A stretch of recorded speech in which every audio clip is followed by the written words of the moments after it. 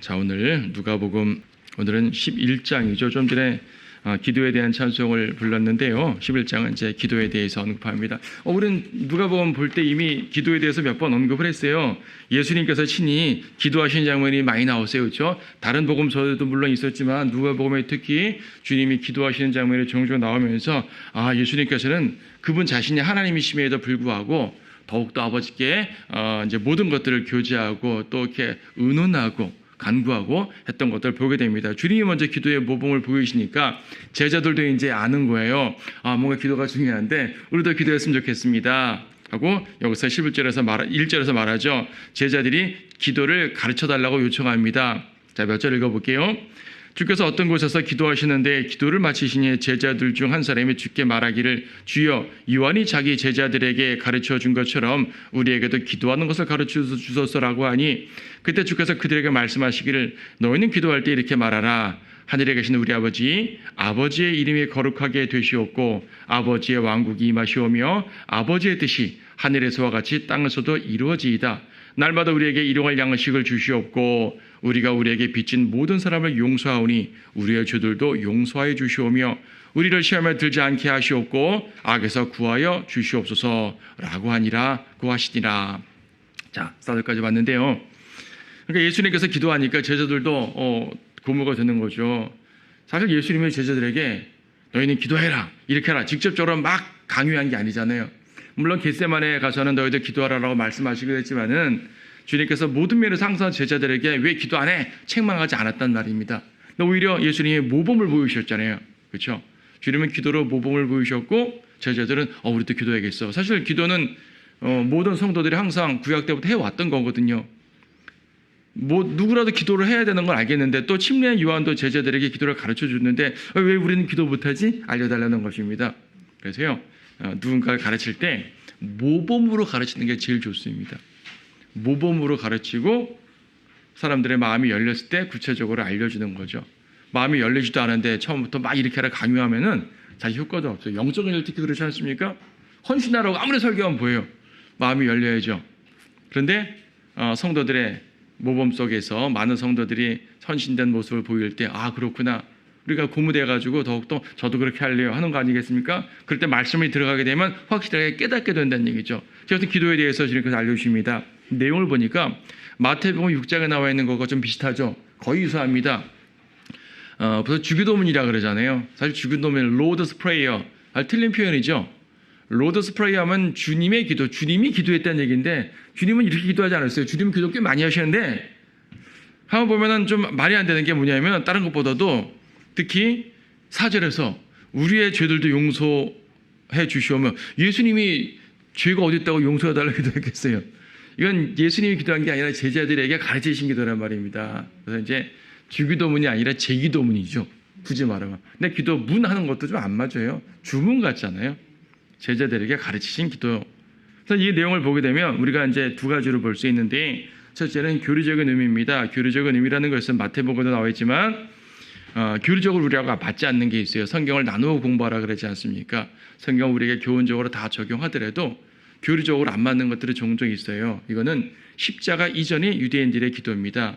혹은 대환란 때 유대인들의 기도예요. 왜냐하면 아버지의 왕국이 임하시오며 왕국을 기다리는 사람들입니다. 왕국을 기다린다는 얘기는요. 지금 주님 메시아께서 임하지 않기 때문에 되게 고통스럽다는 얘기입니다. 지금. 그렇죠? 왕국이 임한다는 얘기는 왕국이라는 어떤 이 덩어리가 온단 말이 아니잖아요. 왕이 온단 말이거든요. 왕국이 임하란 말은 왕이 온단 말. 그래서 이제 제자들이 복음 전파할 때 회개하라 천국이 가까웠느니라 예수님도 말씀하시고 침례 요한도 말씀하셨지만은 회개하라 천국이 가까웠느니라. 천국이 가까웠다는 얘기는 천국이란 어떤 나라 자체가 온다는 것이 아니라 그 나라의 왕이 온단 말입니다. 왕이 오니까 왕을 영접하라. 천국을 어떻게 영접해요? 왕을 영접해야죠. 그렇죠? 그래서 이제 왕국이 임한다는 말은 왕이 온다는 말인데 왕이 없음으로 당하던 고통의 시절 대환란이 그렇지 않습니까? 그래서 이제 교리적으로는 십자가 이전의 유대인들 기도 혹은 대환란 때 유대인들의 기도에 적용이 됩니다. 하지만 이것이 또 누가복음에 있잖아요. 우리는 지금까지 누가복음을 보면서 누가복음의 많은 내용들이 십자가 이전이니까 교리적으로는 유대인에게 연결된다 하더라도 이것은 이방인들이 믿고 구원받을 수 있도록 교훈을 주는 책이라 그랬어요. 누가복음의 첫 시작부터 데오빌로라는 이방인에게 보낸 거란 말입니다. 데오빌로 가카요 그러잖아요. 이방인 총독에게, 이방인 사령관쯤 되는 사람에게 보냈다는 얘기인데, 이방인에게 구원받으라고 하는 거지. 이방인에게 이 누가복음 보내면서 우리는 유대인이고 이렇게 위대한 사람이요, 까불지 마시오, 이렇게 보낸 거 아니잖아요. 믿으라고 보낸 거 아니겠어요? 그래서 이것은 우리는 여기서 교리적인 것도 매우 중요하지만 우리 영적인 교훈을 더 많이 받게 돼요. 그래서 여러분, 이런 구절들, 이런 이제 소위 말하는 주기도문, 아까 주기도문은 아니라 그랬지만 소위 말하는 주기도문, 이것을 가지고 매 예배 때마다 암송하고 그러면 안 되죠. 마태복음에서도 헛된 반복하지 말라 그랬잖아요. 헛된 반복이 뭐예요? 계속 쓸데없이 반복하는 거예요.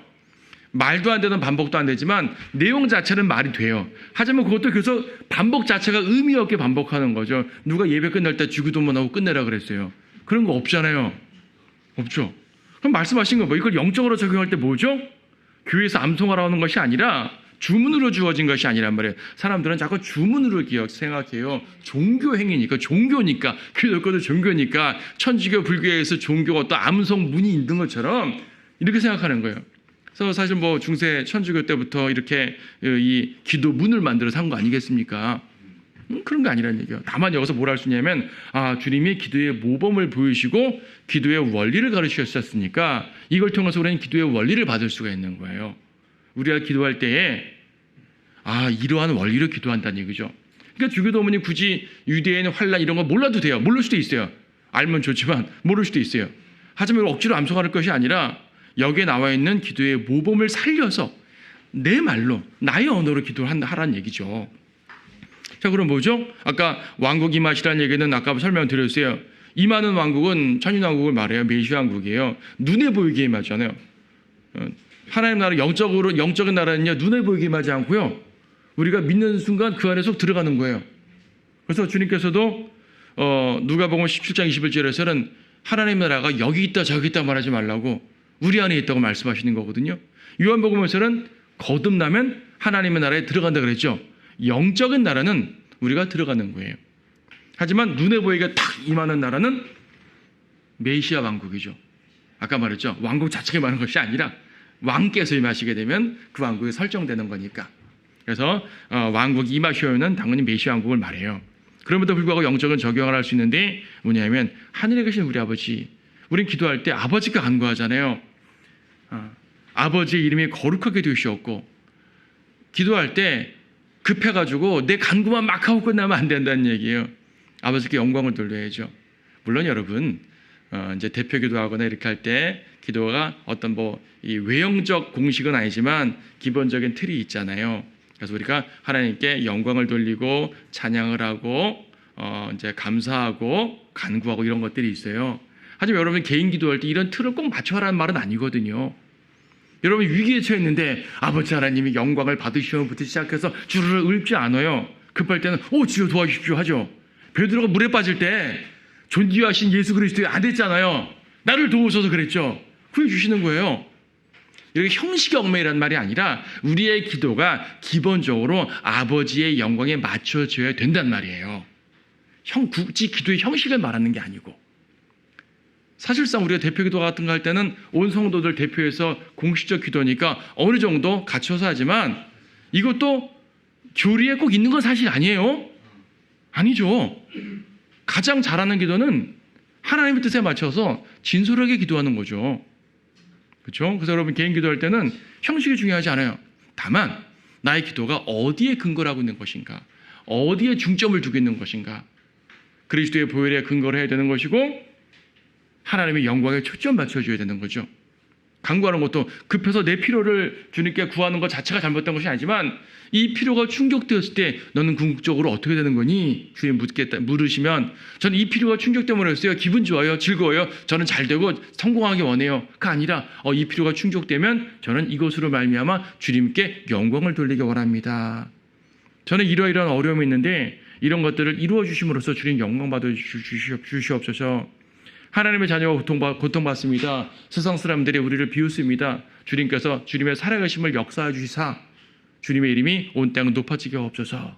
이런 식으로 주님의 영광을 위해서 내가 좀 허약합니다. 주님께서 나의 간구를 들으시고 강건케 하시면 저는 주님 위해 살겠습니다. 제가 지혜가 부족합니다. 학생들 특히 지혜가 필요하잖아요. 직장인들 지혜 필요하고 사업하는 분 지혜 필요하잖아요. 인생 자체가 지혜가 필요한 겁니다. 주님 지혜를 주시옵소서. 야고보서서 말씀하였죠. 간구하면 주신다고. 이렇게 함으로써 제가 높아지는 것이 아니라 주님을 높이기 원합니다. 그래서 결과적으로 하나님의 영광을 위한 기도가 되어야 된다는 얘기죠. 많은 사람들이 왜 저 기도 응답 안 돼요? 기도 응답 안 되는 여러 가지 이유가 있지만은 자기한테 초점 맞추면은 주님께서 원하시지 않는 기도가 되는 거 아니겠습니까? 그런 원리를 말씀하시는 거예요. 아버지의 뜻이 하늘에서와 같이 땅에서 이루어지이다. 이것도 역시 메시아 왕국과 관련된 교리이긴 하지만 영적으로 적용되죠. 하늘에서 있는 아버지의 뜻이 우리의 삶과 우리 교회와 우리 성도들 각자를 통해서 이루어지게 바라잖아요. 그래서 아버지의 뜻과 연관된 기도가 되어야 되는 것이 중요하기 때문에 기도의 원리는 아버지께 맞춰줘야 된다. 이걸 우리는 발견하는 거죠. 암송 안 해도 돼요. 주기도문 암송 안 해도 된다고요. 원리를 발견하고 그 원리대로 기도하면 되는 거예요. 날마다 우리에게 이루어갈 양식을 주시옵고, 이것도요 날마다 필요한 양식이에요. 욕심을 부리고 쓰고 남을 만큼 풍성한 걸 달라고 하는 것이 아니라 필요한 걸 구하는 거죠. 물론 필요한 건요 사람마다 씀씀이 다릅니다. 딱 세 숟갈 3끼 먹기 이것만 강구하란 말 아닙니다. 아무리 경건하게 생활한다 해가지고 오후에 이따 11시에 경건을 주제로 설교하겠지만 만족할 줄 아는 경건이 중요하다 해가지고 딱 3끼만 먹도록 하면 됩니다. 사실 그럴 수 없어요. 사람마다 규모가 다르잖아요. 이 만나 때도요. 출애굽기 만나 때도 보게 되면 1인 가정, 1인 가정이 있었을까요? 1인 가정은 요만큼만 만날 하루아침에 집어오면 돼요. 하지만 대가족은 이만큼 주어야 될 거 아니겠어요? 그래서 출애굽기 16장 18절 보게 되면은 그렇게 말씀하고 있죠. 출애굽기 16장 18절에서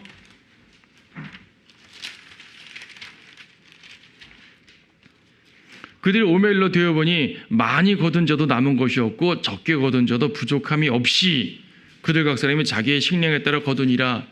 각 사람의 필요에 맡겨주신다는 얘기죠. 많이 필요한 사람 많이 주시는 거고 적게 필요한 사람 적게 주시는 거예요. 그러면 내가 좀 많이 구한다는 것 자체가 주님께 내가 욕심 부리는 거 아닌가 죄수할 필요 없어요. 그것이 자기한테 필요한 거면 되는 거예요. 다만 필요한 거 이상으로 욕심으로 탐심으로 탐욕으로 구하지 말라는 얘기죠. 그렇죠. 사람마다 씀씀이 달라요. 사업가들이 큰 돈을 벌게 해달라는 기도 자체가 악한 것이 아니란 말이죠. 자기한테 필요한 거니까. 근데 그것이 탐심이 된다? 이건 세상 사람들이 원하는 것이 그리스도인들이 원하는 것이 아니게 됩니다. 그래서 우리는 항상 어떤 상황에서라도 기도의 규모는 각각 자기의 상황에 맞춰 하더라도 그 핵심이 뭐냐면 일용할 양식이라는 거죠. 필요한 거. 필요한 거. 주님 뜻 가운데서 살아가기에 필요한 것들을 달라고 간구라는 겁니다. 그럼 주님께서 우리의 필요를 잘 하시는, 가장 잘 하시는 주님께서 주시는 거죠. 때때로 주님 주시는 거 감사하지만 솔직히 저한테는 좀 부족합니다. 또 간구하시는 거예요. 그럼 주님께서 거기에 따라서 판단해서 주시는 거죠. 우리는 감사함으로 받으면 되는 거고요. 그리고 실제적으로 매일매일의 최소한의 양식이 필요한 사람들이 우리 주변엔 생각보다 많아요. 요즘 누가 딱 밥 세 끼 먹기를 바라는 사람이 어디 있어요? 하지만 생각보다 많습니다. 많아요. 그래서 우리는 항상 이런 분들을 돌아보면서 우리 스스로를 주님 앞에서 어떻게 성찰하고 또 우리가 필요한 부분 도울 수 있는지도 기억해야 되고 해야 되는 것입니다. 감사도 해야 되는 거고요. 교리적으로는 대환란 때 말입니다. 짐승의표를 받지 않으면 돈이 있어도 못 사잖아요. 그런 사람들에게는 정말 이 기도가 필수겠죠. 짐승의표를 안 받으면 먹을 것이 없으니까 창고에 쌓아놓은 거 다 떨어졌어요. 그럼 어떻게 해야 돼요? 날마다 이러할 양을 주시옵고 그럼 주님 만나처럼 이끌어 주셔요. 특히 대환란 때 유대인들이 페트라로 들어갈 텐데 거기서 주님께서 과거 저희 출애굽 때처럼 초자연적인 만나로서 먹여 주실 것입니다. 그러한 교리적인 의미도 있습니다. 사절에서 우리에게 빚진 모든 사람을 용서하오니 우리의 죄들 용서해 주시옵고, 여기서 빚이라는 말은 죄와 같은 개념입니다. 그러니까 죄를 내가 용서해 준 것처럼 우리의 죄도 용서해 달라 그런 말입니다. 이거는 교리적으로 우리한테 해당될 수가 없죠. 왜냐하면 우리는 남을 용서함으로 용서받는 게 아니기 때문이에요. 그렇죠? 여러분들은 무엇으로 용서받았습니까? 십자가의 보혈로 용서받았죠. 골로새서 1장 14절 말씀에서 뭐 다른 구절도 많지만 분명히 말씀하지 않습니까? 보혈로 말미암아 우리는 속죄, 죄들이 용서함 받았다 말씀하죠. 그 안에서 우리가 그의 보혈을 통하여 구속, 곧 죄들의 용서를 받았느니라. 구속, 그렇죠. 구속, 곧 죄들의 용서를 받았느니라. 죄 용서를 받은 거예요. 예수님의 피로 말미암아, 십자가의 보혈로 말미암아 받는 거죠. 그러니까 여러분들이 죽을 수밖에 없는 죄인이었을 때, 멸망할 수밖에 없는 죄인, 지옥 갈 수밖에 없는 죄인이었는데 말입니다. 우리 모두 그랬잖아요. 여러분 회개해서 구원받았어요. 근데 회개할 때 여러분이 어떤 죄를 회개했습니까?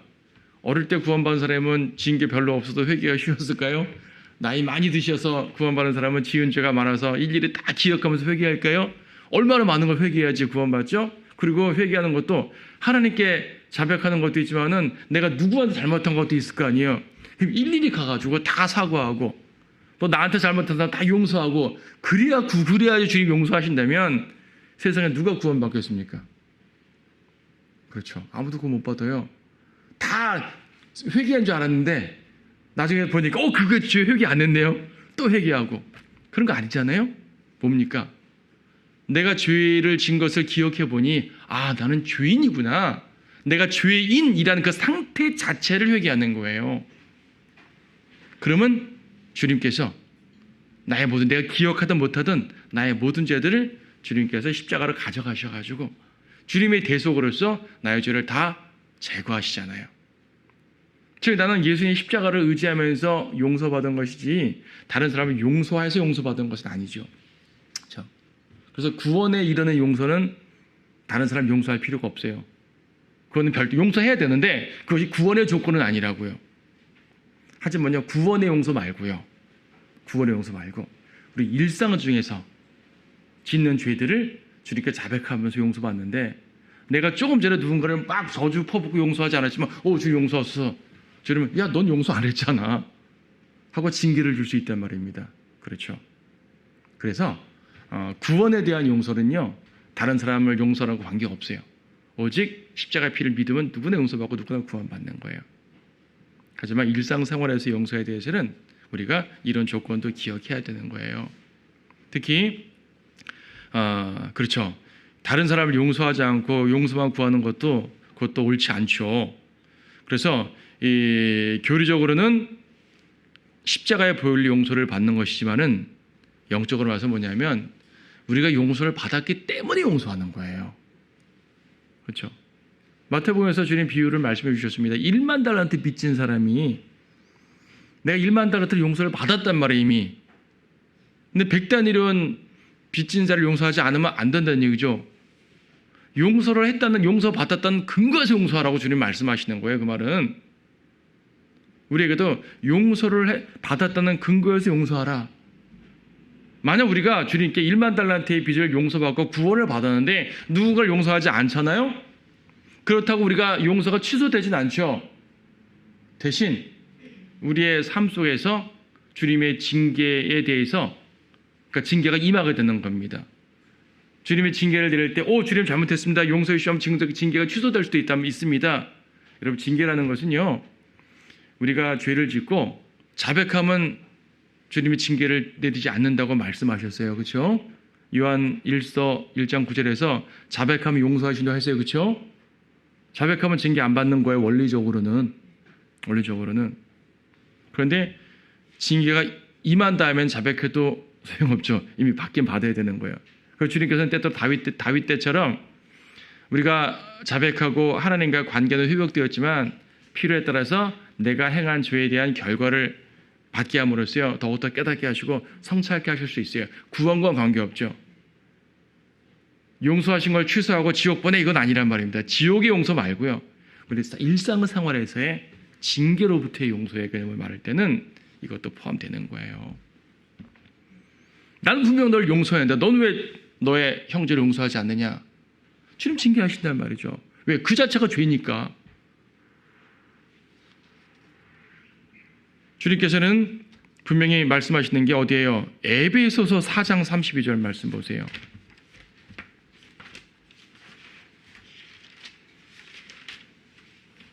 에베소서 4장 32절에서 너희는 서로 친절하고 다정다감하며 서로 용서하되 하나님께서 그리스도를 위하여 너희를 용서하신 것 같이 하라.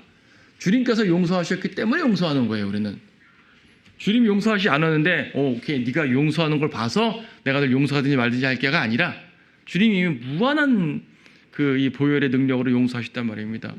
그래서 우리는 용서해야 된다. 그래서 이제 이 구절을 교리적으로는 대불란 때 해당되는 내용들이겠지만 우리에게는요 영적으로 적용하여서 용서를 받았으니까 용서해야 된다라는 식으로 기억을 하셔야 돼요. 우리가 다른 사람을 용서하지 않아도 형벌을 받지 않습니다. 하지만 기도가 막히고요 교제가 막히게 됩니다. 그렇죠. 그거 자체가 징계죠. 꼭 징계라는 것이 집안이 망하고 사업이 망하고 그 다리가 부러지고 이것만 징계가 아니에요. 기도가 막히면 징계예요. 그렇죠. 원리적으로 말해서 그렇죠. 하나님과 교제가 끊기면 그거보다 더 큰 징계가 어디 있습니까? 주님께서 그분의 얼굴을 나한테 감춰버리신다는데. 그러므로 우리도 하나님의 말씀에 의지해서 온전한 선한 행실, 용서받았기 때문에 선한 행실을 해야 되는 겁니다. 대원할 때는요, 이 행위가 구원의 필수사항까지 되죠. 그렇죠? 구원의 필수사항이 됩니다. 대원할 때는 특히 요한일서에서 형제사랑에 대해서 무지 강조를 하는데 그것이 영적으로는 우리에게 적용되는 말이지만 교리적으로는 대원할 때 형제사랑이라는 이 행위를 하지 않으면 그거는 이 대원할 때 구원을 잃어버릴 만한 커다란 행위, 커다란 죄예요. 그래서 이런 것들을 더욱더 강조하십니다. 자, 그래서 우리는 이 부분에서 영적인 적용을 주로 이제 취합니다. 4절에서 시험에 들지 않게 하시옵고 이거는 환란이니 교인이 떠나서 모든 사람에게 해야 된다는 말이에요. 구약성도 신약성도 환란성도 관계없어요. 마귀가 살아있는 한 시험은 계속 있습니다. 그래서 시험에 들지 않게 해달라는 기도는요 정말로 필수입니다. 악에서 구하옵소서. 대혼란 때는 악이라는 구체의 악의 화신이 존재하니까 더욱더 이게 간절하겠지만 우리한테는 안 그런가요? 지금 적그리스도가 시도가 눈에 보이지는 않지만요 사탄이 얼마나 많은 다양한 방법으로 우리를 유혹하고 괴롭히고 압박합니까? 이 모든 것들이 뭐예요? 우리를 그리스도를 향한 믿음에서 끊어내는 게 목적이에요. 끊어내는 거. 자, 언젠가 한번 말씀드렸죠. 우리가 구원받았으면 그리스도와 나의 관계 자체는 끊어지지 않죠. 절대 안 끊어집니다. 절대 안 끊어져요. 근데 마귀는 뭐냐면은 이제 관계는 안 끊어지면 교제는 끊을 수 있잖아요. 근데 마귀가 속삭이는 건 뭐냐면 교제가 끊어지는 걸 보고 너 관계 끊어졌어라고 말하는 거죠. 거짓말하는 거예요. 우리는 구원받기 전에 마귀의 자식이었고 구원받은 후에 그리스도의 자녀, 하나님의 자녀가 되었는데 이제 마귀와 관계가 끝났잖아요. 근데 마귀는 집요합니다. 아니야, 너 내 자식이야. 너 내 종이야. 봐, 죄 졌잖아, 내 종이야. 에이, 하나님께 네 기도 안 듣잖아. 너 하나님과 관계 끊어졌어. 내 밑으로 와. 너 내 종 맞아. 이걸 뭐라고요? 마귀의 거짓말. 요한복음 8장에서 마귀는 거짓말쟁이라고 그러죠. 이것이요, 세상 유혹을 통해서 이렇게 나한테 오기도 하고요. 때로는 좀 심하신 분들은 어떤 정신병자 억압으로 올 때도 있어요. 환청같이 오기도 하고요. 최근에 그런 분 상담을 했는데 그렇게 막 온대요. 거짓말하는 거거든요. 마귀가 진짜 나한테 나타난 것도 아니에요, 사실은. 마귀가 진짜 실체적으로 눈앞에 딱 형상을 갖고 나타난다고 성경 어디에도 있어요. 그거는 예수님께 나타날 때 한 거죠. 마귀는 영적으로 공격하는 겁니다. 영적으로. 사실 다 자기 망상인 거예요. 그런데 사탄이 그런 모든 상황을 이용하는 거죠. 이용함으로써 봐, 너는 내 자식이야. 너는 하나님 자녀 아니야. 넌 구원 안 받았어. 등등등. 구원은 받았는지 모르지만 주님 너 축복 안 해. 넌 내 자식이야. 이게 뭐라고요? 마귀의 거짓말. 마귀는 거짓말장이라 그랬잖아요. 요한복음 8장에서. 그럼 거짓말을 이기는 것은, 거짓의 반대말은 참은 진리. 진리는 하나님 말씀. 예수님께서 말씀으로 마귀를 이기셨다고 말할 때 마귀가 돌루빵을 만들어 먹으라든지 여러 가지 유혹했을 때, 시험했을 때 말입니다. 기록되었다면서 말씀으로 물리셨잖아요. 지난번에 한번 설교했죠. 이거 무조건 성경만 막 읽는다고 마귀를 물리치는 것이 아니라 마귀의 거짓말을 성경 말씀을 통해 그거 거짓말이야. 하나님의 말씀은 이렇게 나에게 말씀하고 있어. 나는 하나님의 자녀고 그리스도의 보혈을 용서받았고 그리스도의 피가 나한테 묻어있고 주님은 나를 보호하시고 예수님은 나의 주인이시고 나는 주님의 종이고 이 사실을 말씀으로 확인하는 거예요. 되뇌는 거예요. 마귀의 거짓말을 분쇄하는 거죠. 무엇으로? 말씀으로. 이게 말씀의 역할을 휘두르는 겁니다. 이게 말씀으로 이기는 거예요. 다른 게 아니라. 자, 뭐 이렇게 약간 주제가 벗어났지만 시험에 들지 않게 하시옵고 마귀는 다양한 방법으로 시험을 들게 한단 말입니다. 하나님의 말씀을 의지해야지 이길 수가 있다는 사실을 항상 기억해야 되는 거예요. 어쨌든 말씀을 의지하되 주님께 간구해야 되는 거죠. 간구하고 악에서 구하옵소서. 악이라는 것은요 2가지 개념으로 봐서 성경에서 악은요 죄악이라는 악이 있고 해악도 악이에요. 이사야에서 하나님께서 빛도 창조하고 어둠도 창조하고 선도 창조하고 악도 창조한다니까 하나님이 죄를 유발한다고 오해하는 사람이 있을 것이 아니라 하나님께서 해악도 창조한단 말이에요. 징계, 심판하신다는 말씀이거든요.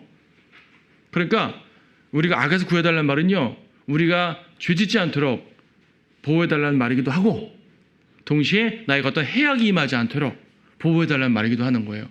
마귀는 둘 다 쓰죠. 우리를 죄짓게 유혹도 하고 또 나쁜 해악으로 하기도 하고 그렇죠. 어쨌든 악은 악이에요. 그 악으로부터 구해달라는 기도는 필수예요. 이건 교회의 환난, 구약 관계없어요. 우리 모든 성도들이 항상 기도하면서 이겨내야 돼요. 마귀는 항상 우리에게 괴롭히게 달려오니까. 자, 5절부터는 주님 하나의 비유를 말씀하십니다. 또 주께서 그들에게 말씀하시기를 너희 중 어떤 사람에게 친구가 있는데 한밤중에 그에게 가서 말하기를 친구여 빵 3덩어리만 빌려주게. 내 친구가 여행 중에 나에게 왔는데 나에게는 그를 대접할 것이 아무것도 없네라고 하겠느냐. 그러면 그가 안에서 대답하여 말하기를 나를 귀찮게 하지 말게. 이미 문이 닫혔고 내 자식들도 나와 함께 잠자리에 들어서 자네에게 빵을 주려고 일어날 수가 없네 라고 하리라. 내가 너에게 말하노니 그 사람이 자기의 친구라는 이유만으로는 일어나서 주지 않겠지만 끈질긴 간청 때문에 일어나서 필요한 만큼 그에게 주리라. 그래서 이 비유를 보통 끈질긴 친구의 비유라고 보통 표현합니다. 끈질긴 친구 비유.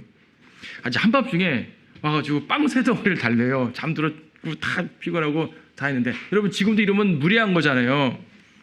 밤늦게 초인종 누르고 전화해가지고 하면은 도대체 얼마나 급하길래 그러냐는 얘기입니다. 이 사람은 정말 급했나 봐요. 그래가지고 아이고 네가 친구라서가 아니라 안 들어주면 계속 그럴 것 같으니까 주겠다. 그래서 끈질긴 친구의 비유. 그래서 기도할 때도 응답할 때까지 끈질기게 기도하라는 말이 돼요. 비슷한 비유가 누가복음 18장에 불의한 재판관에 대한 비유가 있거든요. 불의한 한 과부가 이 불의한 재판관에게 자꾸 간청하는데 이 재판관은 불의해서 들어주기 싫은데 자꾸 간청하니까 들어주겠다. 하나님께도 기도하라 그 말입니다. 그렇다고 오해하지 말 것은 우리 하나님이 불의한 재판관이란 말이에요. 우리 하나님이 귀찮아서 들어준다는 거란 말입니까? 그건 아니죠. 주님은 절대 우리를 귀찮아서 들어준다는 말은 아닙니다. 그래서 우리 비유를 적용할 때 좀 잘해야 되는 거예요. 지난번에 설명드렸죠. 비유를 해석하는 것은 비유의 핵심을 해석하면 돼요. 주님이 이 비유를 통해서 뭘 말씀하시려는가. 근데 성경이 문자적으로 기록됐다고 하니까 비유에 그냥 한 단어 한 단어를 다 맞춰가지고 빵 3덩어리는 무엇을 말하는 걸까? 이렇게 할 필요가 없다는 얘기예요.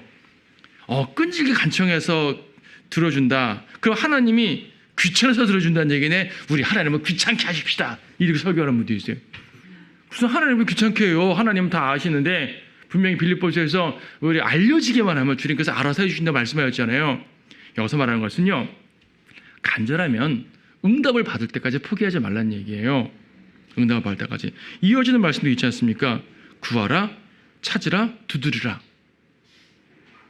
응답받을 때까지 기도하라는 말이거든요. 그러니까 주님은 쉬지 말고 기도하라 그랬지 않습니까? 갈라디아에서 데살로니가전서 5장에서 쉬지 말고 기도하라. 쉬지 말고 기도하라는 말이요. 문자적으로 쉬지 말고 어떻게 기도해요?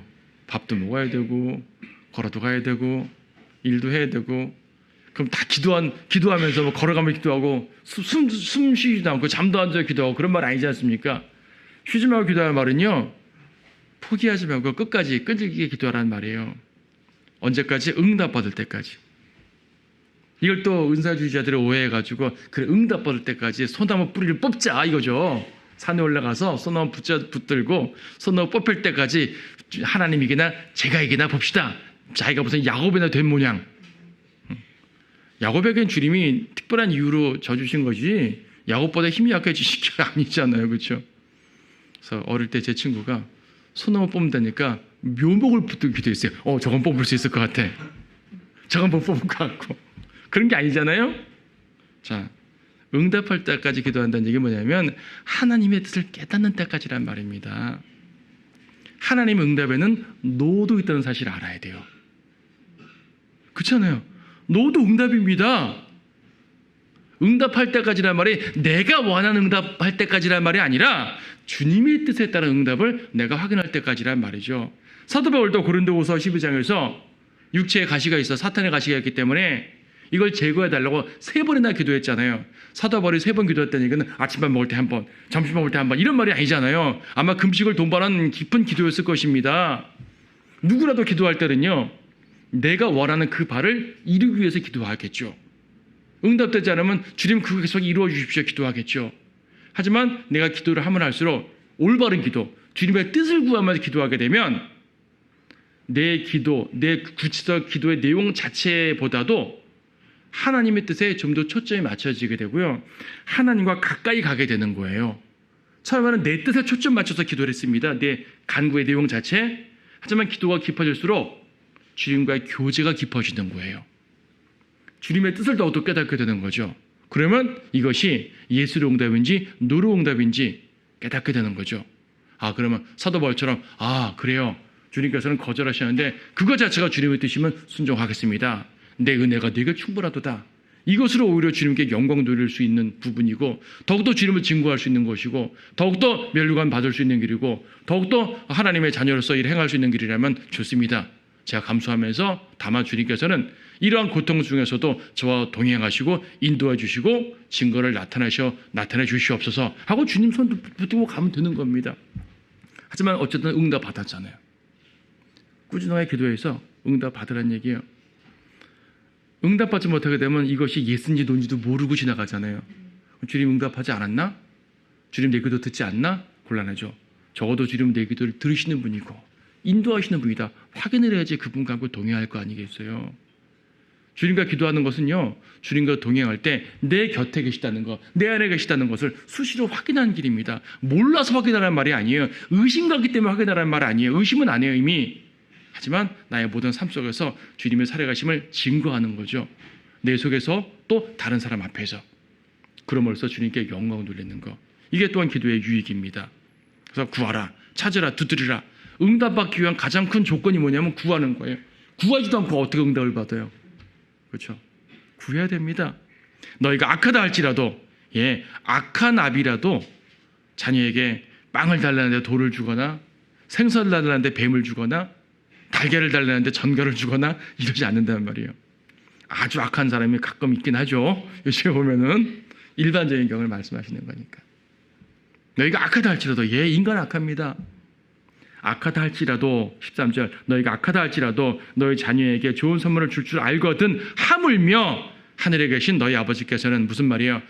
악한 인간도 그렇게 하는데 선하신 하나님은 오죽하게 얼마나 더 잘하시겠느냐 그 말씀이거든요. 악한 인간, 선한 하나님. 아까 불의한 재판관 비유 들었을 때 그럼 하나님도 불의한 재판관인가? 하나님도 귀찮아서 응답하는 것인가? 그것이 아니라 인간 재판관도 인간 친구도 이렇게 들어주는데 선하신 하나님께서는 얼마나 더 잘해주시겠느냐 이 말씀인 것이죠. 자비가 풍성하신 하나님께서는 얼마나 더 잘해주시겠느냐 그 말입니다. 그래서 항상 강조드리지만은 우리 기도할 때 하나님의 능력과 우리를 향한 그분의 자비 또 우리에게 주신 그분의 약속 여기에 근거해서 기도를 하면 되는 거예요. 그걸 주님께서 어떤 형태든지 응답해 주시고 이끌어 주실 것입니다. 더 좋은 걸 주신다고 그랬어요. 똑같은 구절에 마태복음 나와 있는데 마태복음에서는 하물며 하늘에 계신 너희 아버지께서 구하는 자들에게 좋은 것들을 주시지 않겠느냐. 마태복음 7장 11절에서는 좋은 것들을 주시지 않겠냐라고 말씀하십니다. 또 오히려 누가복음에서는 성령을 주시지 않겠냐 말씀하시네요. 좋은 것들을 성령으로 콕 집어 말씀해 주십니다. 이거는 당시 제자들에게 해당되는 말이에요. 제자들, 주님이 약속에 따라 성령을 구했죠. 이 기도는 언제 이루어졌냐면 오순절에 이루어진 거예요, 이미. 우리한테는 예수님 믿는 즉시 성령께서 오셨어요. 구원받은 성도가 성령을 주시옵소서, 성령을 주신다니까 성령을 주시옵소서. 아니죠. 이미 오셨는데 뭘 주셔요? 그럼 우리는 뭘 해야 됩니까? 성령의 충만을 간구하면 되죠. 성령님은 절대 떠나지 않으십니다. 내주하십니다. 인치셨습니다. 기름 부어주셨습니다. 떠나지 않으셔요. 하지만 내가 주님의 뜻을 따라 행하지 않으면 성령님이 내 안에 계시긴 계시는데 저 구석에 앉아 계시는 거죠. 막 비유를 하자면 성령 충만하게 주님을 내 마음의 보좌에 올려놓고 내가 그 밑으로 내려오고 헌신을 하고 순종하고 할 때 성령께서 충만하게 역사하시면, 충만이란 말은 주님이 모든 면에서 이끄신다는 말이거든요. 내 안을 가득 채우십니다. 그래서 이 구절 역시 교리적으로는 환난 성도라든지 또 당시 제자들 같은 사람들에게 적용되는 말이지만 영적으로 우리가 적용할 때는 구하는 자들에게 성령의 충만을 주신다는 개념으로 우리가 영적으로 적용하면 돼요. 그렇게 해서 우리는 기도에 관한 교훈들을 받았습니다. 자, 이 11